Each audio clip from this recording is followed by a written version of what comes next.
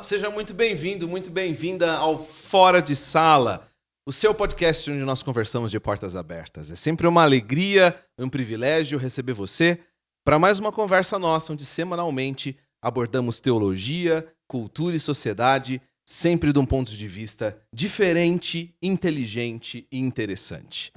Viu essa? Boa, né? Boa. Legal, né? Criativo. Não tá escrito. Não tá escrito, não tava planejado. Que isso? Mas faltou aquela da tal Atibaia. Calma, agora mas que vem, calma, calma. calma. Estamos falando diretamente da aprazível Atibaia Aprazível, tipo, pra todo mundo, não? Poluída também. Poluída também, que tá Que difícil. por sinal, eu que moro do lado de lá, nós todos moramos do lado de lá, né? Não dá pra ver a Pedra Grande nem o Alvinópolis. Você conhece a Atibaia? Queimada aqui. terrível. E a título de serviço público, a pontezinha abriu. A pontezinha verdade. abriu, se você ainda não sabe, É, né? isso aí. Existe uma ponte que liga parte de Atibaia, onde O nós nada ao moramos, lugar o nada nenhum. A ao outra lugar parte de Atibaia. Exatamente. Ficamos 3 meses. Eu falei pra Mariana, é aquela pontezinha, a típica coisa que você sempre reclama, né? Fala que coisa horrível, até você Até perder ela. Aí você vê que a vida poderia ser pior, não é? Aí volta aquela ponte. Cara, e você fala, sabe graças que esse a Deus. assunto que você tá puxando, você vai ter uma dificuldade tremenda de voltar pro assunto depois, né? É verdade, não. Vamos falar de direito aqui. Porque essa semana, inclusive, é a Semana das Crianças, não é? É a Semana das Crianças, estamos comemorando aqui a Semana das Crianças. E eu quero apresentar, inclusive, ele, o nosso amigo, que tem uma cara de que foi criado pela voz. Joel Neto, seja Cara, bem-vindo. Que eu me lembro, minha avó nem gostava que eu fosse na casa dele. Bom, falando em criança, ele que tem cara de que sempre chutava a bola no portão da vizinha, Pedro Vercelino. Se as pessoas virem minha forma física, dá pra saber que eu não jogava bola, né? E soltava a pipa no buraco do portão. É isso aí. Podia ser. Isso aí. Na verdade, eu fui criado pela avó mesmo.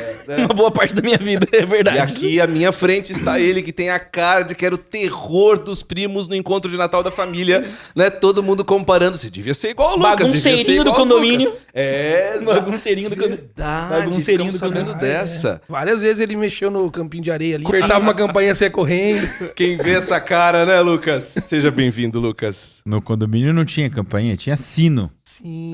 Olha Era só. mais legal. Era mais divertido, Era mais né? divertido. Tocava e saía correndo.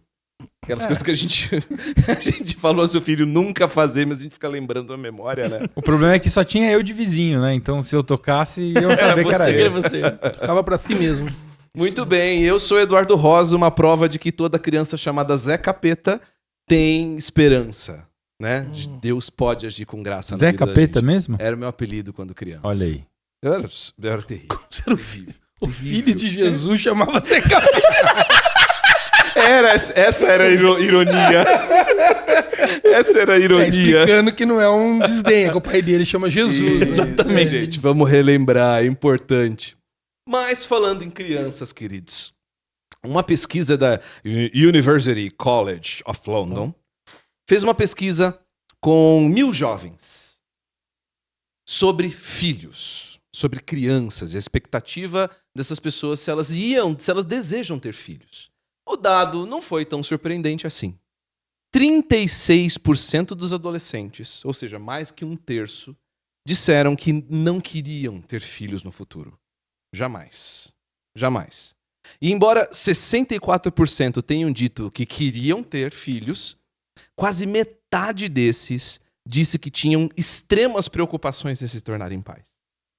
Ou seja, nós temos pelo menos 2/3 dos jovens com alguma resistência em ter filhos. Alguns desses jovens, de 16 a 18 anos, tinham diversos motivos para isso, né?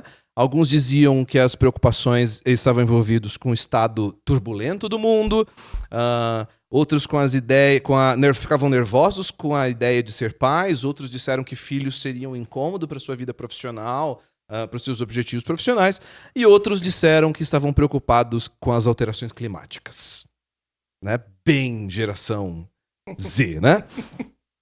A questão, queridos, é que a decisão de ter filhos é uma das mais significativas na vida das pessoas. E no século XXI, no nosso tempo, com todas as incertezas e pressões sociais que envolvem, a gente vê que, para cada vez mais pessoas, essa é uma ideia que é abandonada ou que, na melhor das hipóteses, é uma ideia complexa demais. Não é? E cada vez mais nós vemos pessoas tendo filhos mais tarde, adiando e postergando a ideia. E justamente por isso é fundamental que então nós levantemos essa questão aqui no nosso podcast nessa Semana das Crianças. Ainda vale a pena ter filhos em um mundo tão imprevisível? Nesse episódio, então, nós vamos explorar essa questão, analisando os desafios, analisando as expectativas e esperanças que nós temos e como o Evangelho nos ajuda e influencia nessa decisão. Vamos começar conversando um pouco a experiência de nossa aqui, né? As expectativas nossas. Quando foi que vocês pensaram e decidiram ter filhos? Essa era uma expectativa que vocês tinham? Sempre foi um sonho, foi imprevisto? Ou assim como alguns de nós descobrimos aqui na conversa em off, éramos inesperados, né? Não fomos planejados. Não fomos planejados. Mas foram amados. Foram amados, né? Lucas, como é que foi isso pra você e pra Bela? Era um desejo que vocês tinham? Como é que foi isso pra vocês? Acho que foi algo muito natural, né? A gente sempre encarou o casamento como algo que constituiria ali na unidade, constituiria uma unidade familiar e que, se Deus abençoasse, seria uma unidade familiar frutífera, né? Que multiplicaria a vida, né? O casamento tem essa natureza, né? Não só de uma união entre duas pessoas, onde se compartilha a vida um com o outro, mas nesse compartilhar da vida se espera que vida seja gerada, né? Obviamente que isso não é de controle absoluto nosso dentro do casamento, mas existia sim a expectativa de que Deus nos abençoasse com filhos. Para nós também foi natural, como o Lucas falou, né? Casamos pensando nisso, mas nós também planejamos ter um tempo do nosso casamento sem os filhos. Tempo de 3 anos, porque eu e Mônica sempre conversávamos que tínhamos consciência de que quando eles viessem, a nossa vida mudaria completamente. E precisa mudar mesmo, né? Sim. Nós não só ter filhos, mas precisamos querer ser pais, né? Então nós planejamos. Até a própria faculdade da Mônica, da minha esposa, ela decidiu baseada na nossa ideia de ter filhos, né? A Mônica é professora, hoje professora de colégio, na área dela. E antes mesmo de nós termos nossos filhos, ela dizia: eu vou fazer essa faculdade para estar com eles no momento da escola, né? Perto, junto. Então nós planejamos, foi natural, mas nós tivemos um tempo nosso antes também. Curtimos muito, viajamos bastante. E depois mudamos muito a vida, a rotina e tudo. E agora estamos voltando a viver. Que legal. Que legal. Com a gente foi muito parecido. Eu e a Tamiris, a gente casou faz 4 anos de casado esse ano, né? E foi exatamente o tempo que a gente se planejou, inclusive, que nós gostaríamos de ter nós dois juntos, né? E foi um tempo muito gostoso. E a gente já se planejava pra isso antes de nós casarmos. Quando a gente ficou noivo, eu lembro que o casal que tava acompanhando a gente fez essa pergunta, né? E falou assim: vocês precisam conversar sobre quantos filhos, quando ter filhos, como vão criar os filhos, talvez com coisas que vocês vão descobrir só lá na frente como vai ser. Talvez Deus tenha planos diferentes dos de vocês, né? Mas eu lembro que lá atrás a gente começava a conversar sobre isso, né? E eu e o Tamiris temos uma configuração familiar diferente. Porque do lado da minha família, eu e meu irmão temos idade muito distante um do outro, quase 7 anos de diferença. E o risco é vir alguém como seu irmão, né? Eu acho que seria a pior parte de ter filhos. Isso, eu teria muito medo. A pior parte de ter filho seria ter um filho igual ao meu irmão. Mas... Te amo, não, ele é bom, querido, ele é bom. Deus tá fazendo algo ali. Há 35 anos. Mas... Do outro lado da Tamiris, os irmãos dela e ela têm idades muito próximas. E nós somos em 2, e do meu lado da família, todos nós somos em 2. Todos os meus primos são 2, né? São sempre dois primos por tio, né? E do lado da Tamiris, a família dela tem vários primos e eles são 3. Então isso foi, inclusive, um primeiro dilema pra nós, né? Nós vamos ter um filho, 2 filhos. Um nunca passou pela nossa ideia, mas 2, 3 ou mais. Pra mim era inconcebível mais do que 2, porque eu sempre cresci com 2, né? E ela sempre, não, 3, 4, sei lá e tal. A gente não chegou nessa fase ainda de... Mas eu queria dar um conceito bíblico sobre isso. 1, você subtrai. 2, você devolve. 3, você multiplica. É isso aí. Entendi. Então tem que ser 3. Tamo junto, hein? Eu e você conseguimos. É isso aí. E você, chefe, como foi pra você? Cara, pra gente foi muito louco também, porque quando a gente começou logo antes mesmo da gente namorar e ter aquelas conversas de analisar território, a gente viu que os filhos eram o que a gente sempre queria. Nós dois queríamos. Mari vem de uma família grande, com 2 irmãs. Meu relacionamento com meu irmão sempre também foi muito bom. Então, filhos era o que a gente queria antes. A gente sempre desejou. Esperamos um tempo também. Queríamos ter 2, 3 anos ali pra curtir o casamento. Mas pra gente foi uma loucura, porque 4 anos depois de casados, a gente descobriu que nós éramos estéreis. Nós éramos Sabia. biologicamente, absolutamente não seria possível termos filhos biológicos. Fizemos tratamento durante muitos anos e para nós foi uma bênção. Nós descobrimos esse mundo silencioso que existe de famílias que têm problemas para engravidar, né? E com isso nós descobrimos gente que estava do nosso lado, que sofria com isso há anos, e deu pra gente muitas oportunidades de trabalhar não só no nosso coração, mas no coração de outras pessoas também. Legal. Fizemos um tratamento durante muitos anos, não deu certo, desistiu. A médica, muito amiga nossa, chegou e disse assim, olha, vocês são jovens e se eu posso dar um conselho para vocês? Ela usou essa expressão, ela falou, vocês creem em Deus, biologicamente é impossível. Parem de sofrer. Você está fazendo mal para vocês. Parem, biologicamente não possível. Mas enfim, vocês são crentes, né? Quem sabe Deus quer fazer algo na vida de vocês.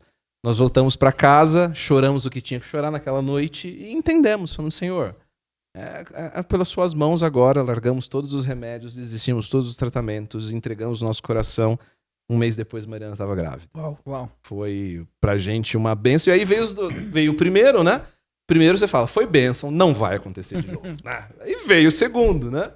Mesma coisa. Fala, quem sabe Deus esteja fazendo algo aqui. Um baita plano. E veio o terceiro, né? Aí, assim, é melhor fazer uma vasectomia. Exatamente. Então, pra nós, sempre foi uma expectativa muito grande também. Sim, que Sempre legal. carregado de muita oração, de muita bênção e da Legal. mão visível de Deus nas nossas Presente vidas. seus filhos, já que a gente vai falar de filhos, a gente apresenta os nossos. Vamos lá, pois é. Eu tenho o Theo, de 8 anos, a Alicia, de 6 anos, e o Luquinha, de 2 anos, a raspinha do tacho. Boa. Nós temos a Ana Luísa, que tem 8 anos, a Sofia, que acabou de fazer 7, e o Timothy também, que fez 4 agora no final de setembro.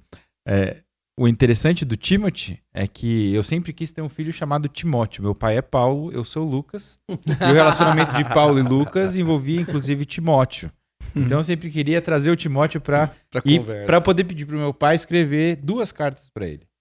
2 cartas de Paulo para Timóteo. O interessante foi que com o Timothy, a Isabela queria, sempre pensou em ter um filho chamado Timóteo, mesmo antes da gente se conhecer. Uau. Então, quando a gente soube disso, era como se a gente falasse, Deus nos predestinou um pro outro. E no final a gente acabou dando o nome dele em inglês, porque ele nasceu nos Estados Unidos. Que legal. Mas o Timóteo existe aí. Então, são os nossos legal. 3. Eu tenho a Ana Luísa, 15 anos, já uma adolescente. Tenho a Isabel, que tem 13. E eu tenho o Efraim com 11 anos de idade. Os meus já estão um pouquinho mais pra frente. E eu também queria muito ter um menino. Muito. Uau. Mas eu já tinha desistido na segunda. Porque todo pastor tem mulher, né? É incrível. E aí quando a Mônica ficou grávida, a gente já deu o nome. Ia ser Maria. Que a gente tinha a Ana, Isabel e Maria. Que as 3 mães da Bíblia ali, né? Uhum. E aí veio veio o menino, né? E eu não tinha nome, a gente não tinha nome. Eu tava pregando uma série de José, lá no Egito, do tempo dele no Egito, na igreja, e eu falei sobre Efraim na série, teve um momento que foi de Efraim, e a hora que eu voltei, entrei no carro pra ir embora, a Mônica falou, tem que ser Efraim. E ficou, porque todo mundo pergunta por que Efraim. Que legal. Que legal. Tantos nomes na Bíblia, né? Logo Efraim. Que no caso é o Frafrá. O Frafrá, é verdade. Mês que vem nasce o Rafael. Uau. E também estamos aí aguardando reta final. Grande Nós temos Rafael. um filho com o Senhor também. Deus nos deu uma gravidez, mas num determinado momento ele decidiu tomar de volta pra si. Não sabemos se era um menino ou uma menina, mas foi amado por nós nesse processo. Mas agora estamos aguardando aí a chegada do Rafinha. Agora no fim do mês de novembro ele vai estar com a gente. Aleluia. Bênção. Queridos, nós temos lidado com a paternidade já há algum tempo. Para vocês, quais são os maiores desafios de ter filhos no século XXI? Eu começo. Embora o Pedro esteja aguardando o Rafa, o Pedro conhece muitos adolescentes, lida com muitos pais, né? Meu maior desafio foi perder o meu escritório pro quarto do meu filho. Confesso. Foi um desafio de orgulho. Amor sacrificial. Foi um amor sacrificial. O meu foi perder meu Xbox, meu amigo. Ele virou Esses dias a Tamiris virou pra mim assim, ela falou assim, amor, você tá triste? Eu tava parado na porta do escritório, assim, olhando pra prateleiras vazias. Eu tive que levar todos os meus livros embora pro outro escritório. E ela falou assim, amor, você tá triste? Eu falei assim, não, amor, eu tô bem. Ela falou assim, mas vai passar talvez daqui uns 25 anos, Mas quando ele não- deixar esse quarto de volta pra mim. Mas no início ele usa só uma partezinha do berço, outra metade enche de livro. Põe ser Diga empilhado. isso pra minha mulher.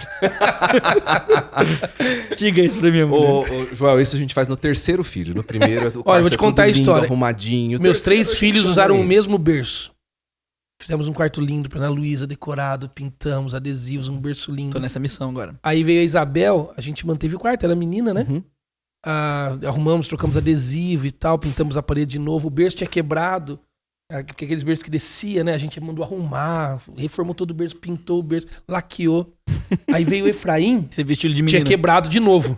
A gente virou o berço pra parede e deixou a decoração de menina. Já tínhamos cansado.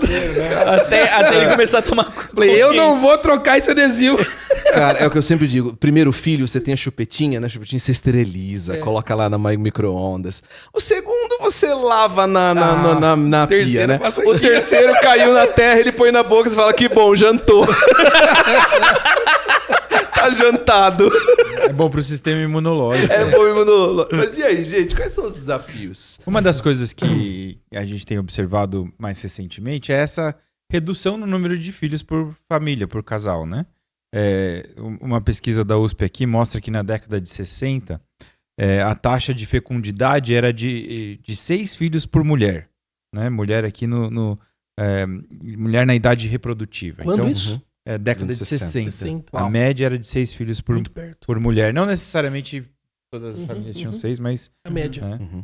Década de 80 já estava em 4 filhos por mulher. Década dos anos 2000, 2,2. E agora nos anos, a partir de 2020 mais ou menos, a média é de 1,65. Ou seja, já estamos na subtração. Uhum. Estamos Não na é? subtração. Alguém foi cortado pela metade, assim. Fico mas sempre imaginando esses Tem uma história bíblica sobre isso. né? Como é ter 1,65 Como que é ter filhos? 65? Mas a média aí, ela tem caído drasticamente, Uau. né? Então, inclusive o fato de falarmos sobre expectativas de filhos no aconselhamento que é oferecido antes do casamento, né? Será que você quer ter filhos e seu cônjuge não? Uhum. Porque aí você vai ter um grande desafio conjugal. Uhum. Talvez na década de 60 não fosse nem algo a ser tratado. Filhos são coisa. Isso não é uma coisa hipótese, natural. né? Não é uma possibilidade, né? Não Então, ter filhos, né? essa ideia de planejamento familiar ela é muito mais do nosso tempo do que foi do tempo dos nossos avós, né? Uhum. Por quê? E aí, talvez essa seja a chave da questão. O que nos leva a ter filhos ou não ter filhos? O que a nossa cultura tem, de alguma maneira, propagado em termos de valores que estão por detrás desse tipo de decisão? E eu acho que tem muito a ver com a ideia dos objetivos de vida, dos interesses de vida. Eu não vivo para servir o outro. Eu vivo para me satisfazer, para me fazer feliz. Uhum. E aí, a questão aqui não é nem só a fecundidade, né? Você nota isso na diminuição dos casamentos, das pessoas que optam em nunca ter que se casar para não ter que viver Isso. com outra pessoa a quem ela tem que se submeter ou de alguma maneira dividir a sua vida. Sabe de uma coisa? Tem um casal muito querido pra mim, pra Tamires, uma pastora Elder e Juliana Cardim. E eu lembro, uma vez conversando com eles, né? A gente tava conversando e Elder disse uma coisa muito significativa pra mim. Eles casaram super cedo e tiveram filho cedo, né? E a gente conversando sobre isso, eles falaram o seguinte, que eles decidiram desde muito cedo aproveitar todas as coisas boas da vida juntos e não separados. Então, desde o início, eles falaram assim, a gente queria fazer uma viagem pro exterior, eu vou fazer essa viagem pro exterior, depois eu vou casar. E eles falaram assim, não. Se um dia a gente tiver condições de fazer uma viagem pro exterior, a gente vai fazer juntos, casados. Se um dia a gente tiver, eu quero primeiro terminar minha faculdade e comprar um carro, e ambos fizeram suas graduações e pós-graduações, casados, né? E aquilo foi muito significativo pra mim, pra Tamires no momento, né? Porque a gente começou a perceber um monte de gente da nossa faixa etária, não casado, com essa mesma mentalidade. Eu vou terminar minha faculdade, vou fazer uma pós, vou comprar um apartamento, vou juntar dinheiro pra ter um carro, e então, quando eu tiver tudo isso, eu vou casar. E aí eu lembro que isso foi muito significativo, né? Eu vi isso do Elder e da Juliana, eles disseram assim, nós fizemos quase todas as mesmas coisas que essas pessoas fizeram. Algumas coisas menos, porque a gente priorizou a família nesse quesito. Mas foi muito mais satisfatório e mais legal, porque a gente fez com a pessoa que a gente mais amava e com as crianças que a gente pôde dar memórias pra elas, né? Isso pra mim me impacta muito. Isso constrói uma história. Essa é a minha história também. Talvez por eu ter sido também um pouco influenciado ali pelo Elder nessa fase. A Juliana, esposa do Elder, acompanhou meu namoro com a Mônica. Né? E nos discipulou nessa época. Mas eu casei, eu tinha 21 para 22, a Mônica tinha 20 para 21. Dois pós-adolescentes ali, né? Nós nos casamos e tudo o que nós temos, nós construímos juntos. Uhum. Tudo. Eu não tinha nem terminado a primeira graduação. Uhum. Ela não tinha uma graduação. A gente não tinha nada. Tudo que a gente tinha era um carro, eu tinha, e os nossos mantenedores para fazer seminário. Uhum. Então, tudo que nós temos hoje, nossa casa, nossas formações, nossos filhos, nossas experiências, nossas viagens, Uhum. nós construímos juntos. Tanto é que nós temos mais tempo agora juntos do que tivemos separado, né? Uau. Isso daí constrói coisas muito lindas. Por exemplo, um exemplo só. Quando a Mônica casou, nós casamos, ela falou pra mim, você me ajuda a fazer uma faculdade depois? Eu me lembro até hoje, né? Uhum. E aí, quando ela teve a Ana, nós ficamos um tempo sem condições de pagar essa faculdade, começando uma igreja. Aí ela teve a Ana, ela começou a fazer uma faculdade, depois da Ana. Faculdade que ela se formou. E aí veio a Bel. A gente decidiu que ela não ia acabar a faculdade pra ter a Bel. Aí ela teve a Bel e eu cuidei da Isabel enquanto ela fazia a faculdade. Então era uma coisa muito interessante, porque ela teve a licença, nos primeiros meses, fez coisas online, à distância. Depois eu ia todos os dias, eu ficava todo dia, não podia fazer mais nada, mais 1 ano e meio de faculdade. Eu ia todo dia, pegava a Isabel, eu dava banho, dava janta e tal, pra Ana Luísa, colocava elas no carro, ia até a faculdade, o estacionamento da faculdade. A Mônica vinha no intervalo, dava mamar pra Bel no banco da frente. Aí eu devolvia no Bebê Conforto. Voltávamos pra casa, eu, Ana e Isabel. Fazíamos cultinho doméstico, colocava as duas pra dormir. Quando a Mônica chegava, a casa tava um silêncio. Uhum. Então eu aprendi a cuidar dos meus filhos pra Mônica poder estudar. Né? Então a gente acabou construindo isso junto. A gente olha pra trás. Eu fiz seminário antes da minha graduação, porque a Mônica foi o apoio pra fazer o seminário. Ela fez a faculdade porque eu fui o apoio pra ela fazer a faculdade. O que ela conhece de lugares que ela foi viajar, ela foi comigo. E vice-versa. Então, isso é muito rico. Eu vejo, às vezes, os jovens planejando tanto pra casar, né? Uhum. Tem que ter o micro-ondas, tem que ter a televisão, tem que ter a casa própria. Isso é muito louco, né? Tamires terminou a faculdade com a gente casado, morando em outra cidade. Ela teve não abriu, ela fez farmácia no ABC, não abriu uma matéria pra ela. A gente se casou com a promessa da coordenadora da faculdade que ia conseguir essa matéria e não conseguiu, trocou coordenação. A gente, com 1 ano de casado, Tamires ia quarta à noite pra São Bernardo. E algumas vezes eu fui com ela, ficava na biblioteca da faculdade dela esperando. A gente voltava à noite depois da faculdade. Eu acho que um dos grandes desafios antecede até a questão de ter filhos. Talvez a gente tá até indo pra esse assunto até, é no nossa concepção de ser casados. Sim. Né? Porque a maneira como a gente tem até evitado o casamento cedo, a gente até tem evitado casar sem ter tudo que a gente acha que deveria ter, isso reflete depois em ter, não ter, quantos ter. Então, eu vejo muitos jovens mesmo hoje preocupados em ter sua casa própria, em ter ela toda mobiliada, em estar profissionalmente bem estabelecido. E aí a gente olha pra minha geração, de 20 anos atrás, quando eu me casei, eu não tinha nada disso. Mas quando eu olho pra geração do meu pai, quando ele se casou, os seus pais, eles não tinham nada mesmo. Né? Eles simplesmente se casavam. Então acho que a gente gourmetizou um pouco também. Mostra essa uma coisa. mudança de mentalidade, né? Antigamente, talvez os jovens namorados não conseguiam se ver vivendo sem um ao outro, né? Hoje em dia, o um e o outro são apenas a cereja do bolo, porque eu não consigo me ver vivendo sem Os outros. os 2 carros na garagem e a casa comprada, né? O apartamento. Isso. Então, assim, a minha vida precisa estar pronta, a minha carreira profissional precisa estar bem estabelecida. O outro só vem agregar a esse todo que eu vislumbro como o meu sonho. E até uma mudança no conceito de moralidade, né? Porque quanto mais pra trás você vai na história, o envolvimento sexual antes do casamento, ele é cada vez menor na história do mundo. Ele sempre existiu, mas em termos de famílias tradicionais, no nosso país, ele sempre foi cada vez menor. Existe um estigma muito forte sobre as mulheres por causa disso, né? Até pro futuro casamento e tudo mais. E em famílias cristãs, normalmente o grande pré-requisito pra você ter sexo era você casar. Isso é bíblico, em alguma medida. E isso forçou, em alguma medida, um casamento mais cedo em muita gente ao longo da história, né? Mas hoje, se a gente olha talvez pro padrão, a maneira como os jovens namoram, né?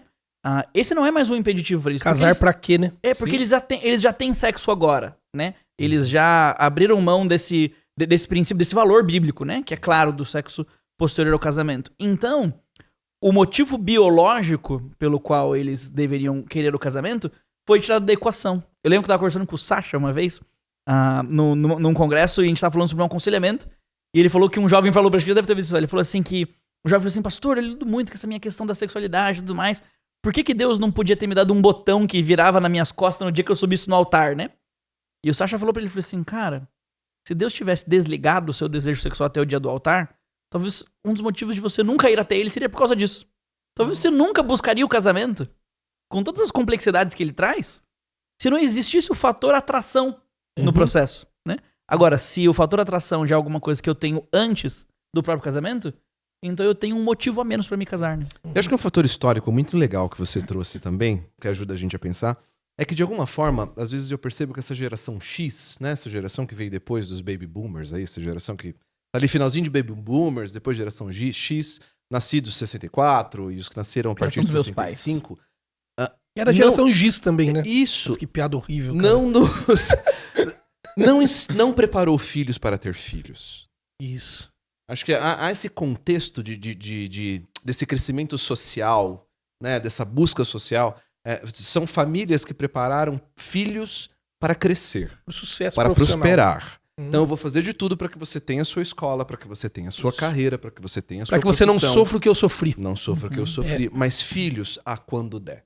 Primeiro garanta, ou casar quando der. Garanta É até a sua... perigoso ter filho nesse contexto perigoso, inseguro. não tenha, ou tenha pouco, privilegie você, né? Aí chega no que o Lucas falou. Casar é a cereja do bolo. Exatamente. O importante é uma casa e 2 carros na garagem. Não é um- Casar é a linha de chegada, né? Eu conquistei tudo, agora Agora eu posso casar. uma mentalidade de sacrifício, que é o que o casamento te propõe, que é o que a paternidade e a maternidade te propõem, não passa pela Não. cabeça Exato. de um jovem desse, Uhum. né? Pelo contrário, ele mede os sacrifícios e ele fala, tô fora. Sim, Fora egoísmo, claro. Tô fora. Exatamente. É aí que a gente consegue começar a identificar um coração muito Raízes, egoísta, né? Uhum. Muito autocentrado, muito individualista. Né? É cada um no seu quadrado. Eu tenho os meus problemas já, e os problemas que eu tenho são no exercício das minhas potencialidades. Porque eu mereço o seu melhor e eu ainda não sou. Agora E se você entrar no meu caminho dessa realização dos potenciais,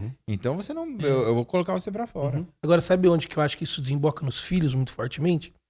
Porque se casar é a cereja do bolo, como o Lucas falou, que o que importa mesmo, o essencial é a casa e 2 carros na garagem, quando a gente achar que o relacionamento não dá mais certo, é fácil, é um carro pra cada um, e a gente vende a casa e compra 2 apartamentos. Exatamente. Agora, o que a gente faz com o filho? Exatamente. Não dá pra dividir ele no meio. Exatamente. O filho, ele cria um link que talvez o casamento já não seja mais realizado pra criar. Uhum. Eu me lembro uma cena que eu convivi na igreja que eu pastoreava antes de Atibaia. Eu tava no meu escritório, trabalhando, um fim de tarde, um sábado, eu fui lá buscar alguma coisa, e meu escritório tinha uma janela bem grande pra rua, e aí passou um cara da igreja, tinha um posto de gasolina na esquina, ele deixou o carro no posto, no lava rápido, me viu na janela, eu devia estar de pé pegando uma coisa na estante, um livro, e ele foi na igreja bater um papo comigo. Não tinha ninguém, não tinha secretário, não tava, ele apertou o interfone, eu vi que era ele, abri, ele entrou. Aí ficou batendo um papo comigo enquanto eu lia, enquanto eu tava lá, porque ele tava deixando o carro lavar. E eu perguntei, você levou o carro pra lavar? No início da conversa. Ele falou, não, levei da minha esposa o carro pra lavar. Eu tava devendo uma lavagem pra ela. Eu falei, como assim, cara? Perguntei pra ele. Aí ele falou assim, não, é porque a semana passada ela pagou a lavagem do meu carro. Um casal jovem. E aí eu tava devendo isso, o carro dela tava bem sujo, eu peguei hoje e trouxe o dela pra lavar e paguei. Cara, eu larguei o livro que eu tava na mão. Falei, cara, a gente precisa conversar sobre isso. Aquilo startou uma conversa sobre um tipo de relacionamento que eles não faziam ideia que era nocivo. Uau. Eles não tinham filhos naquela ocasião. Depois tiveram, uma família linda. Ele até faleceu de um problema bem sério. Tiveram 2 filhos. Mas olha o nível do descolamento do compromisso do casamento que a Bíblia pede. Isso é uma coisa muito louca, né? Porque eu e minha esposa hoje temos... Ela tem uma outra conta de banco, porque ela precisa receber da empresa que não pode ser a mesma. Vocês dividem dinheiro, né? Mas nós temos uma conta em conjunto. Nossa conta é conta em Verdade, conjunto. Isso. A minha conta na qual cai meu salário é pra onde ela transfere e tá tudo ali. Temos as minhas senhas. E uma vez ela compartilhou isso no trabalho. E ela foi menosprezada pelos colegas de trabalho. como Isso é assim o incrível, seu marido mexe com o seu Você dinheiro? não tem autonomia. Exato. Como assim você perguntou pra eles se vocês podiam comprar isso agora, entendeu? O padrão é outro, né? Exatamente. E agora, outro. o padrão que o Joel tem proposto aqui não é porque a Bíblia diz em algum versículo ali, tem contas conjuntas, Não tem. né? Mas tem a ver com a unidade relacional do casamento. Uhum. Deus fez o casamento para ser a formação de uma unidade familiar, de uma só carne, Sim. e a partir dessa unidade, multiplicação, É vida. a questão das né? implicações, né? Se o meu coração é dela, se o meu corpo é dela, porque o meu bolso não é. Né? Exato. Se eu sou dela por inteiro, ela tem direito sobre mim. Uhum. Por que ela não tem direito sobre o meu bolso? Por que existem coisas em casa que não são nossas? Uhum. É. Né? E não é a conta conjunta em si, porque às vezes pode ter cada um uma conta Sim. e Exatamente. você ter uma vida conjunta, né? Cara, Eu, por exemplo, tenho uma conta conjunta com a minha esposa. Uhum. Mas ela tem a conta salário dela. Isso, é. Uhum. E eu não Uma esposa peço o com dinheiro da salário. conta salário dela porque ela é professora, não ajudaria em nada. Não tem nada lá. Mas isso sim, talvez até gere uma certa autonomia pra ela e não é pecaminosa essa autonomia. Dela poder sair, ter o cartão dela, as coisas dela e fazer. Mas ela não tá descolada do nosso orçamento, nem eu do nosso orçamento. Eu não faço pra mim, ela não faz pra ela. Nós fazemos pra nossa família. Tudo que Exato. temos, construímos juntos. E se ela tem alguma coisa no cartão dela que ela passa quando quer, como quer, do jeito que quer dentro de uma organização maior, né? Que ela tem liberdade, nada de errado também. Não estão pregando o machismo aqui não, viu? gente? Trazendo- Isso é muito engraçado. A gente saiu com amigos esses dias e a gente tava falando de grana na mesa, amigos muito íntimos, né? E aí alguém falou assim: é que eu pago o aluguel e ele paga a luz Isso aí, e água. cara, Aí isso eu aí. ele também se olhou assim e ele falou assim: por que não? Ele falou assim: porque a gente nem sabe quem paga o quê, porque os dois esquecem de pagar. Só que aí parece nocivo. Mas ele mora na casa dela e ela usa a luz e a energia dele. Exatamente. Sim. Porque na hora de uma guerra e de uma briga, que é É a inevitável. primeira Já coisa que sabe joga quem na vai cara. sair, né? Isso. Você já sabe. Cara, quem já vai sair. sabe. um caso super. A gente tem muitas ouvintes mulheres, né? Mas trazendo um É exemplo. mesmo? Temos? Muitas. Trazendo um exemplo disso que a gente está discutindo para um típico hábito feminino. Minha esposa uma vez compartilhou comigo a quantidade de amigas que ela aconselha, que ela conversa, um problema comum entre as mulheres, que são aquelas comprinhas escondidas do marido. Que ela tem que trocar a sacola, que ela troca a sacola pro marido ver que ela não comprou um sapato novo. Abre os pacotes da Shein, tira de dentro. Exatamente. Coloca. É o inverso do que a gente tá falando aqui, mas isso é muito comum. muito comum. É extremamente comum. Mas reflete a mesma preocupação que a gente tá tendo. Se eu preciso comprar algo escondido do meu esposo. Às vezes reflete uma cultura machista Exato. de um homem Exato. controlador, Isso também dominador. acontece muito. que- Não Tão errado reconhecendo quanto. as Exato. necessidades dela. Exato. Isso. E as liberdades. E as dela. liberdades. Isso. Mas às Claro, vezes também verdade. revela um casamento desequilibrado em que tudo é tanto um do outro que eu tenho medo do que ele vai pensar de mim. As coisas que eu gastei, né? Exatamente. Isso.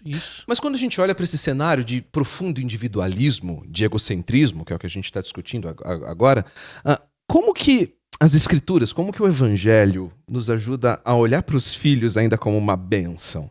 A olhar para esses filhos como herança do Senhor? Quais que são os caminhos e mudanças na nossa mentalidade que nós precisamos fazer para entender que mesmo nesse cenário competitivo, mesmo num mundo onde as contas sobem cada vez mais, mesmo num mundo onde o plano de saúde é cada vez mais Que dá complicado, mesmo medo de ter filho. que dá muito É, mesmo claro. medo de ter filhos. É. Isso é real. Tem que entregar em Jesus isso. Exatamente. Mas a gente sabe que a gente tem 3, a gente sabe exatamente do que a gente está Cara, falando. exato. É difícil, mas Não, um dia desse eu vi vocês falando de valor de plano de saúde e eu desanimei. não, é terrível. É. Escola, Escola, é casa e medonho. plano de saúde, as 3 coisas mais difíceis. Vocês Por me que você criticam acha de que querer o se virar pessoal professor. para no terceiro filho? Porque no Brasil não tem para 4 filhos o carro. É, Se exato. você for procurar carro para 4 É, filhos, é. você tá Já tá perdido. Mas eu acho que a gente tem que lutar, né, contra essa pressão social, isso é um grande desafio.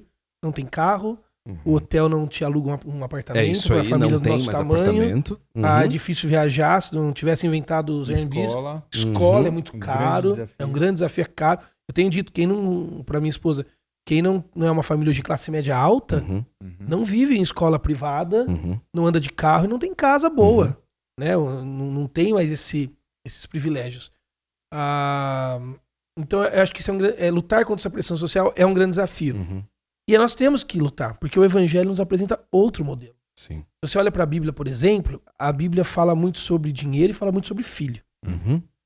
E ela fala do dinheiro como raiz de todos os males. Fala filhos como herança do Senhor. E você já parou para pensar como nós ajuntamos raiz de todos os males e evitamos as bênçãos do Senhor? Né? Não. A gente troca, na verdade, o amor do dinheiro pelo amor Isso. dos E aí eu filhos. acho que nós perdemos o quê? Nós perdemos a missão. Quando você pega, por exemplo, o salmista falando que filhos são como flechas, né? Na Salmo mão do 127. arqueiro, né? E para lançar, e aqui eu não vou discutir o tamanho da aljava, quantos cabia, se podia ou não. Eu prefiro pensar assim, que os filhos são uma missão propositiva. Deus colocou 3 crianças na minha vida e na vida da Mônica, não para que eu gourmetizasse elas, fizesse aniversário em buffet, e sonhasse elas serem grandes profissionais no futuro. Embora não tenha nada de errado em fazer nada disso. Mas para que eles invadissem uma geração que, em grande parte, eu não verei, para que o evangelho, por meio da vida deles, chegasse lá. Então eu tô forjando essas flechas, eu tô alinhando elas, eu tô apontando elas para uma geração futura, onde a graça, a misericórdia e o amor de Jesus sejam revelados por meio da vida dos meus filhos. E aqui eu acho que cabe até uma análise do quantos filhos eu deveria ter. Sim. Se eu falo assim, eu vou ter um filho. Por quê? Porque o plano de saúde é caro. Vai revelar um coração egoísta. Alguém que quer juntar o que a Bíblia chama de raiz de mal e quer evitar o que a Bíblia chama de bênção. Mas de repente eu, no caso, que tenho 3 filhos. Por que eu parei de ter filhos? Eu, Joel. Não foi só por causa da minha psicóloga do convênio. Mas por que eu parei de ter filhos? Eu parei de ter filhos porque houve um momento na minha vida, na vida da Mônica, que nós olhamos um pro outro e nós identificamos que não era um egoísmo e que não era um medo, porque nós sabíamos que o mesmo Deus que vestiu os lírios do campo ia cuidar dos nossos filhos. Mas nós olhamos para nós dois como indivíduos e como casal e dissemos, nós não temos mais a mesma energia que tínhamos, enquanto falhos e humanos que somos, para fazer com um 4º filho o que estamos fazendo com esses 3. Como ter filho não é simplesmente ter filho, mas é cumprir uma missão propositiva, lançá-los no coração de uma nova geração. Nós chegamos ao 3º, olhamos um para o outro com muita honestidade e dissemos, o 4º, talvez a gente não glorifique a Jesus como a gente está glorificando com os 3. Bom. Nós olhamos para as nossas limitações, para as nossas falhas. Se nós tivéssemos feito isso na Ana Luísa, a não ser que tivesse minha primeira, a não ser que tivesse alguma coisa que fugisse ao nosso controle, mas se nós olhássemos, nós que éramos saudáveis, tínhamos uma casa, tínhamos condições de cuidar, tínhamos Cristo em nós para isso, se nós tivéssemos chegado com um e falado isso, talvez certamente revelaria um egoísmo no meu coração. Sabe que eu estava pensando nessa ideia de missionalidade, né, na mentalidade missional dos pais para justamente cenários absurdos onde o não ter filhos talvez seja a melhor alternativa. Né? Não estou falando que... E talvez esse cenário nos ajude a entender que não é o não ter filhos que é o errado. Né? Sim. Se você está ouvindo a gente e tem problemas com infertilidade, Exatamente. de maneira nenhuma você deveria pensar-se menos ou menos capaz de agradar a Deus por conta disso. Né? Da mesma forma o não casado, né? Às vezes a gente tem uma visão de que Exatamente, o indivíduo ele exato. só é completo como um representante de Deus Desde que ele no se case. contexto do Quem o casamento. completo é Cristo, né? E a gente, vale a pena lembrar, Jesus não casou, Nem teve nem filhos. teve filhos. E ainda assim Isaías falava de uma descendência próspera e frutífera da parte dele. A gente pode depois discutir isso, né? Porque tem a ver até com a nossa missão, que contextualiza o nosso entendimento de família. Mas voltando para o cenário absurdo, absurdo, não tão absurdo, mas hipotético, que pode nos ajudar a pensar. Imagina um missionário que gostaria de atingir a nação da Coreia do Norte. Né? Aquele casal decide ir até a Coreia do Norte, mas eles sabem que se eles tiverem filhos, eles não entram. Talvez seja o mais sábio, né? Administrar a questão do planejamento familiar para que eles possam atingir aquela nação naquele momento. E talvez essa seja uma escolha de vida que vai perdurar por anos. Talvez até doa neles. E Sim. doa, exatamente. É um sacrifício Isso. por amor a outros. Eles não estão usando ir para a Coreia como justificativa para fazer algo que eles não queiram. Eles estão abrindo mão de uma bênção. Nota Exatamente. então que não é a externalidade do não ter filhos Isso. e nem da escolha de não ter filhos, mas o que motiva uma alternativa ou outra. Isso aí. Excelente. Muito bom isso. Muito bem lembrado. Mas eu achei interessante, a gente está comentando aqui bastante de egoísmo, né? E você trouxe a verdade de que filhos são herança e presente do Senhor. E me trouxe aqui à mente a ideia de que o egoísmo, e quando nós conhecemos de Cristo, é justamente nós vencemos o egoísmo, nós morremos para nós mesmos, né? Nós entendemos que viver de maneira autocentrada é totalmente contrário ao Evangelho, nós vivemos para o Evangelho.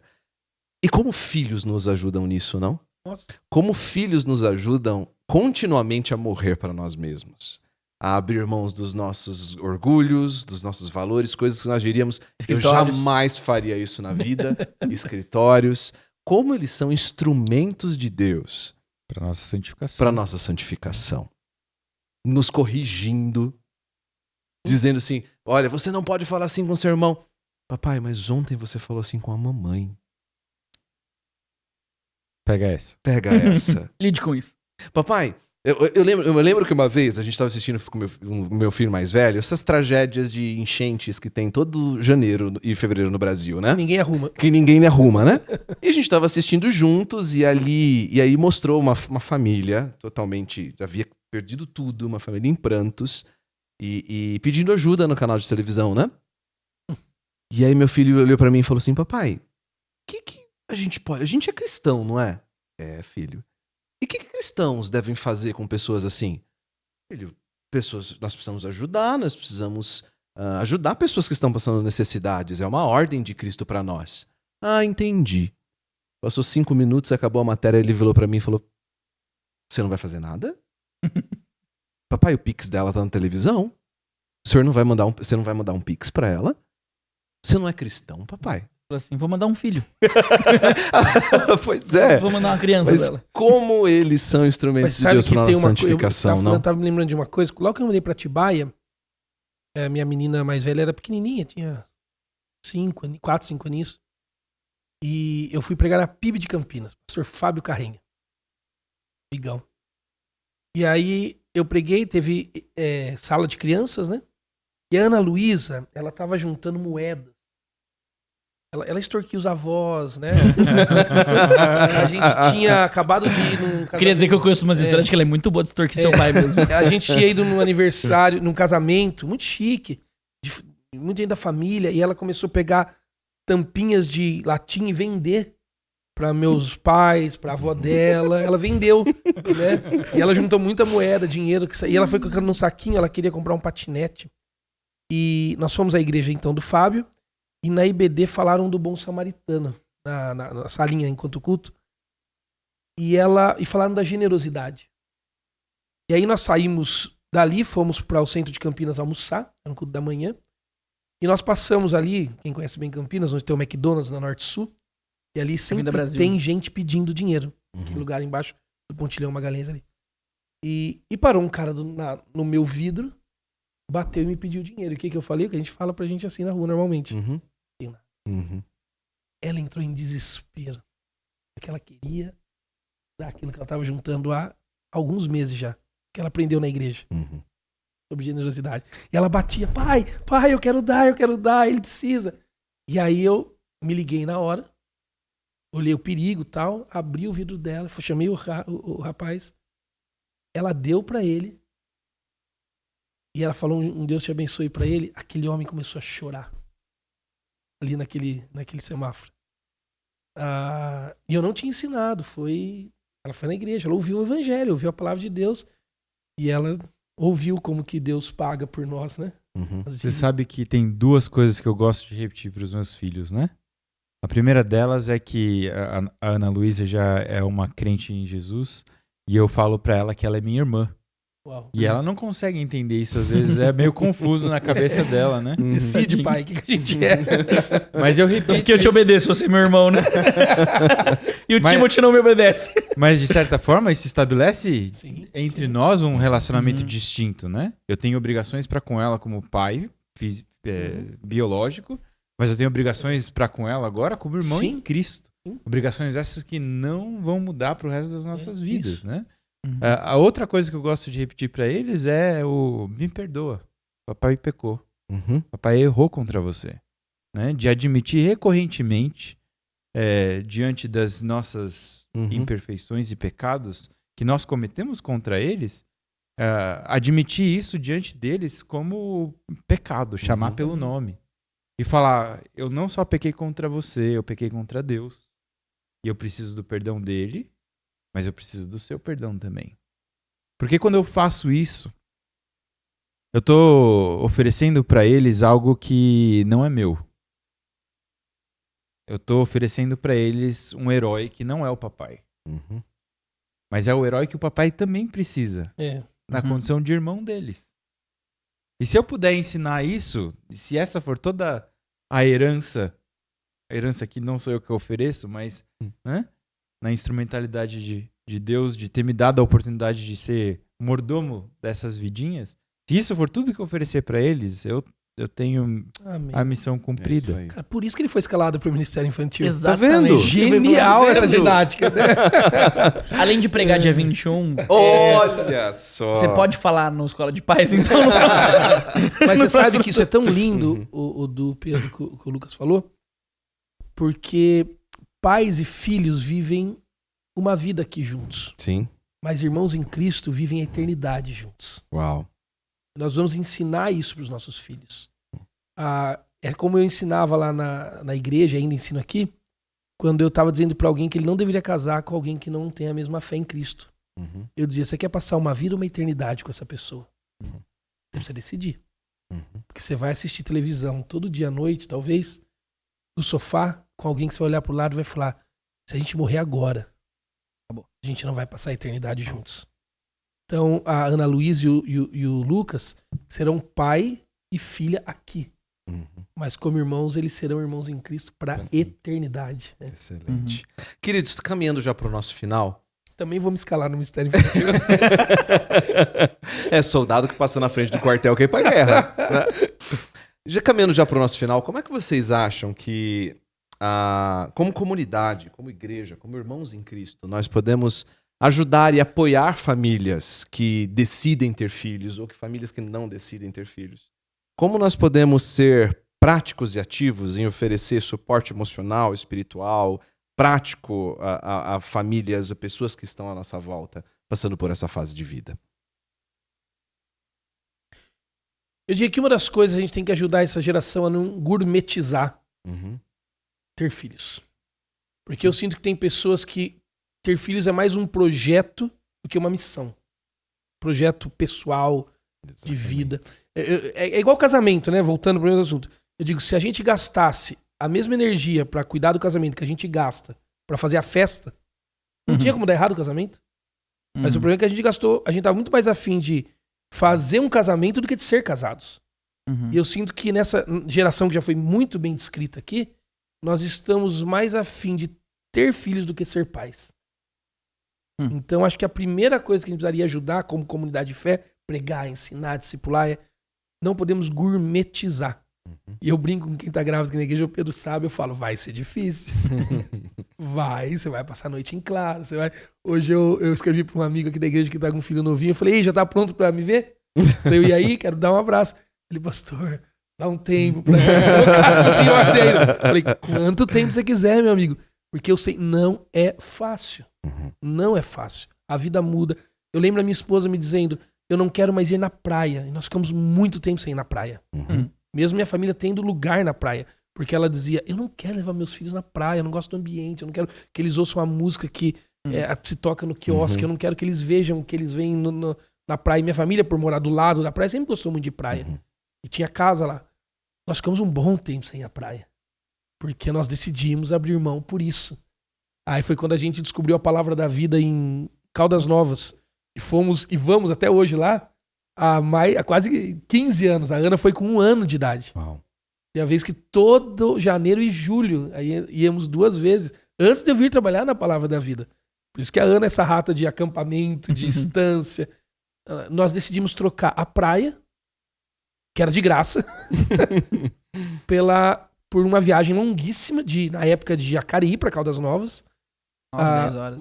Sem ter o desconto da Palavra da Vida ainda, gastando bem mais pra ficar lá. Então eu diria, você precisa encarar ser pai e mãe.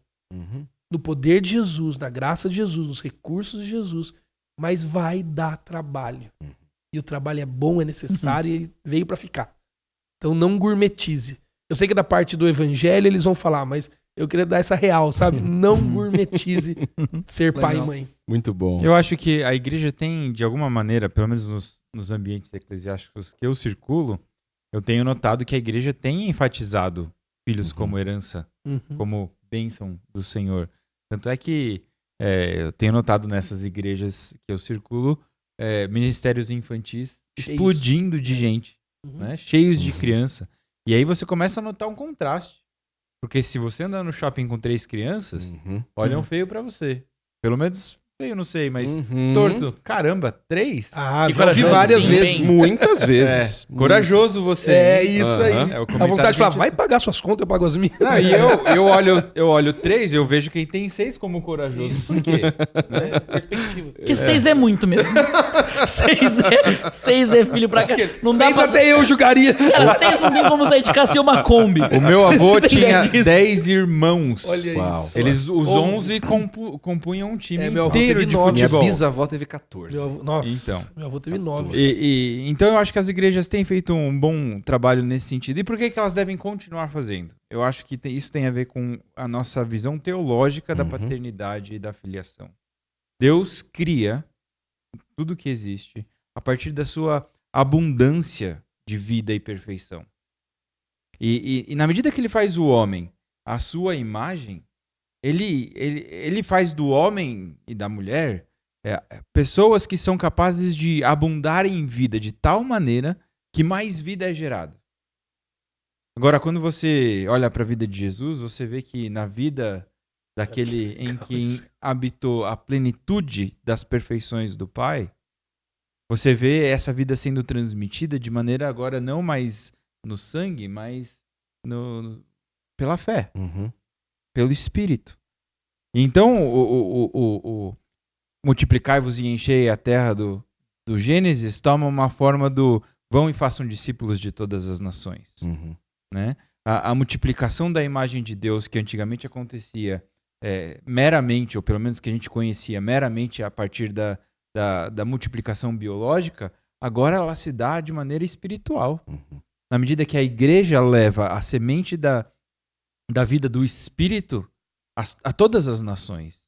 E aí você tem o Paulo tratando dos seus filhos espirituais como o próprio Timóteo. Né? E é interessante que os dois movimentos são iniciados e energizados por Deus. Porque quando você olha para o narrador de Gênesis no capítulo 4, ele chama Adão, independente da relação espiritual entre Adão e Deus, de filho dele. E o narrador de Lucas, o autor, quando conta a linhagem de Jesus, chama Adão de filho de Deus. Então paternidade faz parte do plano de Deus desde a criação. Ele é pai por excelência. Ele não faz a humanidade, ele faz filhos. E o primeiro movimento de povoar é o movimento de Deus, que pega a terra sem forma e vazia e coloca o homem e a mulher lá dentro. E aí tem uma frasezinha no início de Gênesis 1:26 que é importantíssimo, que Deus os abençoou. E a bênção de Deus torna possível o frutificar e a multiplicação, assim como a bênção do Espírito no Novo Testamento torna possível a multiplicação de imagens e semelhanças Uma nova criação. renovadas na nova criação por Isso meio aí. do Espírito. Né? Então você tem a filiação de Adão, o Deus que dá vida física, biológica para ele, e você tem a filiação do Filho encarnado, que veio para nos, que ele mesmo sendo vida e ressurreição veio nos dar vida, né? Qual que é a missão dos pais então? Que João diz que nele está a vida, né? A missão dos pais tem a ver com essas duas filiações. Existe uma filiação natural que vai acontecer se Deus assim abençoar, mas a filiação que tem precedência, a filiação que tem a supremacia, O ápice, né? Da o filiação, ápice da dessa história. filiação se dá no discipulado espiritual desses filhos, né? E às vezes nem filhos biológicos, Exatamente. né? E aí a gente poderia inclusive gravar eventualmente um episódio sobre adoção. Acho que isso faria certeza. todo Excelente. sentido conectar esse tópico aqui. Com certeza. E lembrando que há uma descendência da serpente também, que nos faz ainda mais desejosos e decididos em levar os nossos filhos ao conhecimento da graça e do poder de Jesus Cristo. Excelente. Porque há a descendência da serpente. Acho que eu diria, acho que eu não tenho como compartilhar o que eu faria, eu não tive o privilégio de fazer ainda. Mas eu quero dizer dos meus pais. quem conhece meus pais sabe a admiração que eu tenho por eles. E tem uma coisa que foi sempre uma coisa muito, muito forte pra gente lá em casa, que foi data de aniversário. E teve uma época da minha vida que... Quando você tava falando sobre a questão... Cara, eu vivi coisas na minha vida que meus pais nunca viveram quando eu era criança. Meus pais estudaram até o ensino médio em escola pública. Eu nunca estudei escola pública na minha vida. Meu irmão estudou uma parte da vida em escola pública e uma parte da vida em escola particular. Ou seja, até o fim do meu ensino... Até o fim da minha adolescência, eu nunca passei por coisas que meus pais passaram. Mas eu também não tive coisas que meus amigos tinham. Eu nunca tive um aniversário num buffet, por exemplo. Eu lembro a única vez que eu quis, meus pais disseram, a gente não tem condições. Mas os nossos aniversários em casa, e hoje eu consigo enxergar isso, eles eram movimentos claramente missionais. Embora acho que talvez meus pais não saibam definir o que é missional. E por que eu digo isso? É verdade. Agora o seu Luizinho já sabe. É verdade. Meu pai tem informações teológicas profundas. Agora ele já sabe. Aí minha mãe fez Invisible College, eu descobri isso recentemente. Mas, assim, ela tá mais bem informada que eu. Começar a falar esferas agora. Kuiper, Exatamente. Pronunciar corretamente agora. E nossos aniversários em casa eram movimentos altamente missionais. Porque nossos aniversários chamavam os amigos do colégio e os amigos da igreja. E existia uma fusão desses amigos no quintal de casa. Isso aí. Sensacional. E no aniversário, especialmente quando a gente era mais criança, depois quando a gente foi ficando adolescente, isso foi mudando, mas tinha outros contornos. Tinha um momento de contação de história. E minha mãe e minha tia se fantasiavam e contavam uma história da Bíblia pra gente. Pras crianças que estavam convidadas. Uau.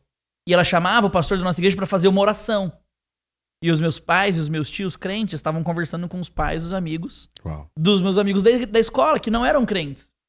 E ali a gente tinha a nossa casa aberta com os nossos vizinhos, que de ambos os lados, da direita e da esquerda, não eram cristãos, dentro da nossa casa, vendo a gente pregar o evangelho. Os meus pais faziam orações com a gente. Eu lembro do meu aniversário de 15 anos, eu ganhei uma Bíblia. Lindo. Eu tive que explicar pros meus amigos por que eu ganhei uma Bíblia e não o meu presente de aniversário naquele dia.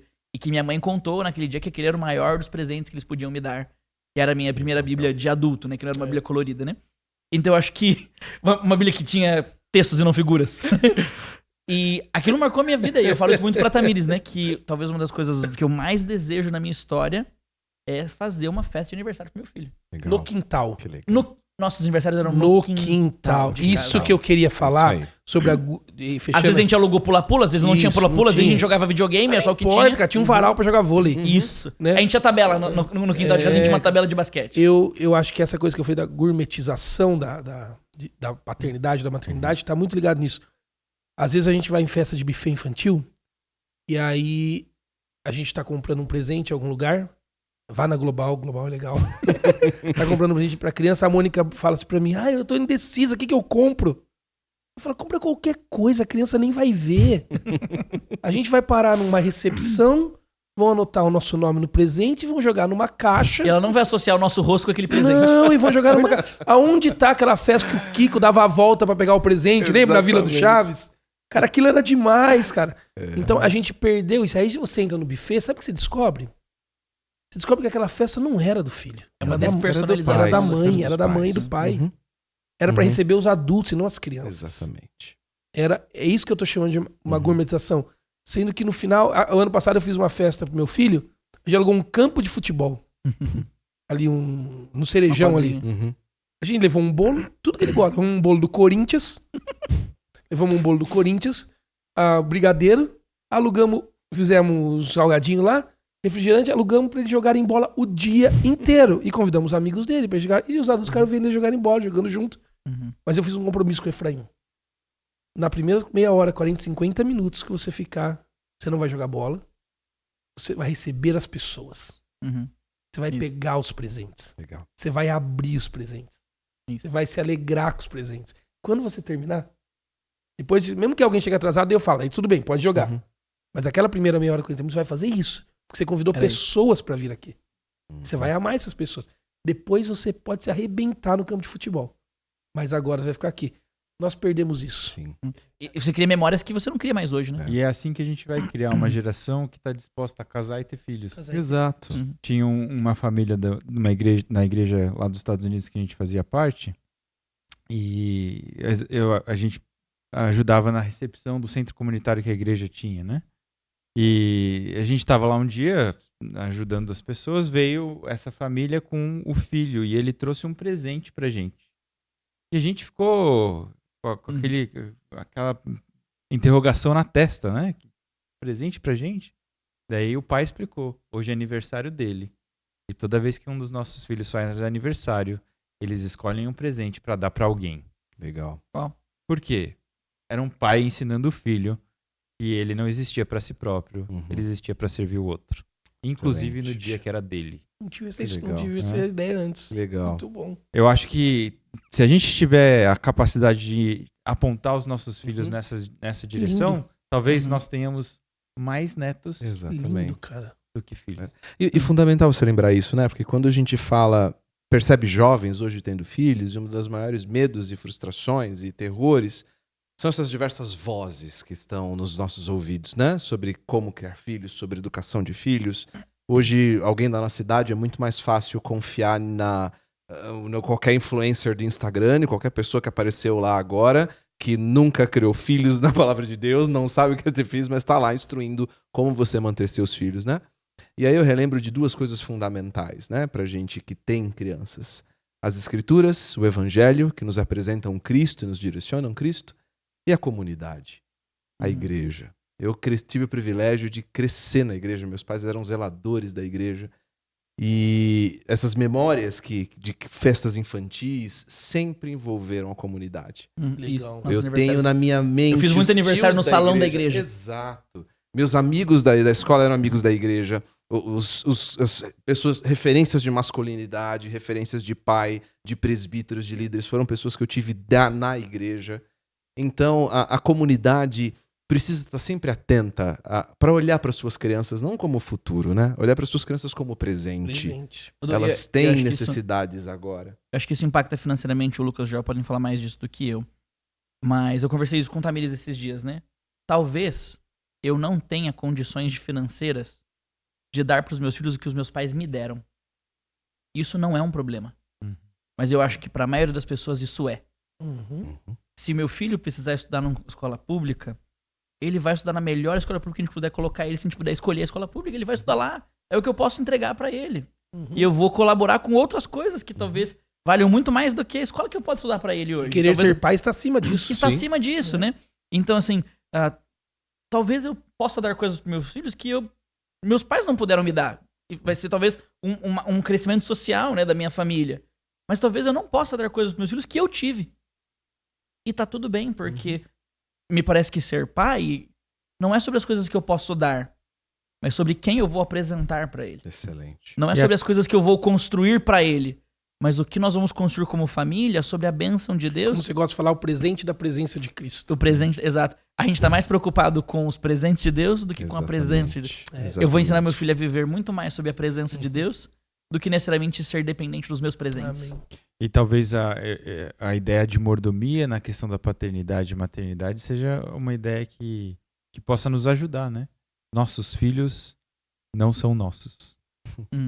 Eles estão com a gente. Dispensação temporária. Eles estão com a gente. E isso, de certa forma, tira um peso das nossas costas, né? Uhum. Porque quando eles fazem 18 anos, 20 anos, saem, vão pra faculdade ou se casam, a gente não perde filhos. Né? Eles continuam filhos. Mas eu não tenho mais aquela obrigação da mesma maneira que eu tinha quando eles eram pequenos. Eles são de Deus e Deus haverá de prover para eles, né? Eu sou chamado, sim, existe um chamado que envolve essa mordomia de criá-los não para os meus propósitos, mas de acordo com os propósitos daquele que me confiou essas vidas. Eu digo pros meus filhos do que a gente está atravessando uma ponte, né? Acho que foi o Carlos que me ensinou isso. A gente está atravessando uma ponte, que é essa ponte que você está falando, até o dia que eles vão. E do lado de cada ponte tem uma plaquinha escrita assim, dívida. Eu tenho uma dívida com eles. Não é financeira, não é uma faculdade, mas é essa que você falou, ser pai. Não abrir mão de ser pai. E junto com isso vem muita coisa. Eu tenho que cuidar deles, eu tenho que dar roupa para eles vestirem, eu tenho que dar comida para eles comerem. Não importa se é no privado ou no público, eu tenho que... Não posso alienar eles do estudo, né? Ou em casa, sei lá. Mas quando a gente chegar lá no fim e atravessar essa ponte, eu falo para eles que eles vão olhar pra cá, pro lado de cá onde eu e a mãe ficamos. Lá vai ter uma outra placa escrita assim, graça. E aí a nossa relação não vai ser de dívida. Por isso que a gente tem que levar muito a sério ser pai. Sim. Porque a gente paga as dívidas. Porque um dia quando o Efraim olhar pra mim lá no futuro, ele fala, você não me deu. Eu falo, cara, eu não te devo nada. Tudo que eu podia, eu te dei e fiz o meu melhor em Cristo Jesus. Agora, se você quiser conversar comigo sobre algo que eu posso fazer por você, vai ter que ser na base da graça. Da graça de Deus. Não venha me cobrar. Então sejamos pais enquanto Deus tem nos dado lá de cada ponte esse direito, esse privilégio de ser pai. Amém. Pra gente poder lá na frente usufruir amizades baseadas na graça. Amém. É isso, amigos. Muito bem, que baita conversa, né? Posso fazer as vezes do Felipe aqui, já que ele não tá? Só se você tiver uma Fazer. frase É assim, muito a frase incrível, do- cara. o que o Felipe diria? Ter filhos, What would Felipe do? ter Ele faria. filhos é como uma caminhada tranquila no parque. No Jurassic Park. E eu diria, vamos embora. Queridos, é isso. Eu espero que você tenha sido abençoado por essa conversa. Não se esqueça, se você gostou, deixe seu comentário, compartilha com a gente sua experiência. Essa foi uma conversa de coração aberto. E eu diria mais, 4 pais. manda pra aquele casal que tá demorando pra ter filhos. É Se isso acha que ele aí. deveria. Isso Fala, aí. Compartilha olha, com ele. Ouve essa mensagem, vai Isso. ser bênção pra você, né? Isso. E não se esqueça E que toda- Felipe, se você tá assistindo, durma de camiseta. Não esqueça. Vai que Deus volta. toda segunda-feira às 10 horas da manhã, um episódio de Fora de Sala novo pra você. Obrigado por ter acompanhado a gente até aqui e a gente se vê por aí. Um abraço. Valeu.